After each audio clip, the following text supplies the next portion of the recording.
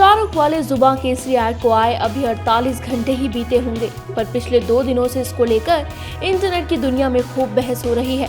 कोई कह रहा है कि शाहरुख ने पान मसाले का नहीं बल्कि इलायची का ऐड किया है और इसमें कुछ भी गलत नहीं है, तो वहीं कुछ ये कह रहे हैं कि इलायची के बहाने शाहरुख जिस जुबां केसरी को प्रमोट कर रहे हैं उसकी सच्चाई भी किसी से छिपी हुई नहीं है। और इन सबके बीच सवाल यह है कि आखिर शाहरुख ने जुबां केसरी वाला ऐड किया ही क्यों? क्या ब्रांड की तरफ से मिलने वाला भारी भरकम पैसा एक बड़ी वजह बना, या फिर शाहरुख ने अपने शौक की वजह से ये ऐड फिल्म करने का फैसला किया, या फिर अजय देवगन ने उनको इस ऐड में आने के लिए राजी किया?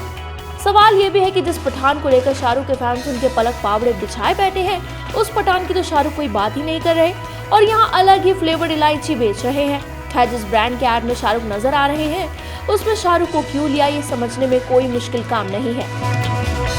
दरअसल जुबां केसरी के जिस विज्ञापन में अजय देवगन दिखते हैं उसकी अपील देश के गांव और कस्बों में है, लेकिन शाहरुख की अपील अर्बन मेट्रोपॉलिटन सिटीज में बहुत जबरदस्त है। इसके अलावा शाहरुख की अपील विदेशों में भी काफी अच्छी है। अगर आप गौर से देखेंगे तो इस ऐड फिल्म में अजय देवगन विदेश में जुबां केसरी वाले शाहरुख को ढूंढते नजर आ रहे हैं। साफ है कि शाहरुख और अजय को एक साथ कास्ट करके ब्रांड अपने प्रोडक्ट की पहुंच और बड़ी करना चाहता है, लेकिन भला शाहरुख की ऐसी क्या मजबूरी हुई जो उन्होंने ये ऐड किया?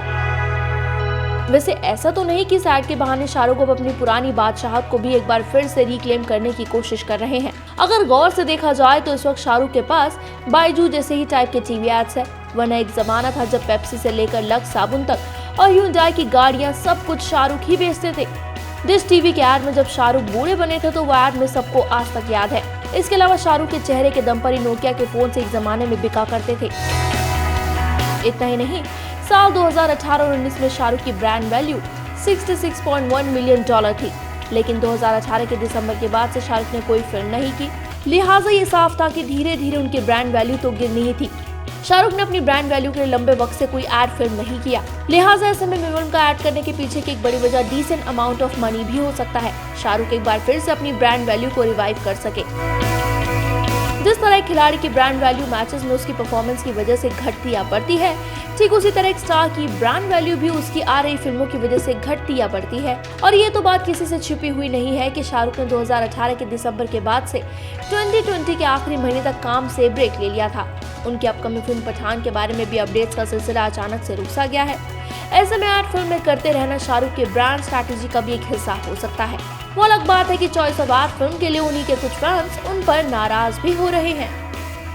बॉलीवुड की latest news, gossip, film reviews, song reviews के लिए सब्सक्राइब करें हमारे चैनल क्रेजी फॉर बॉलीवुड को। And yes, don't forget to press the bell icon ताकि हमारे चैनल पे आई कोई भी नई इन्फॉर्मेशन आप बिल्कुल भी मिस ना कर पाएं।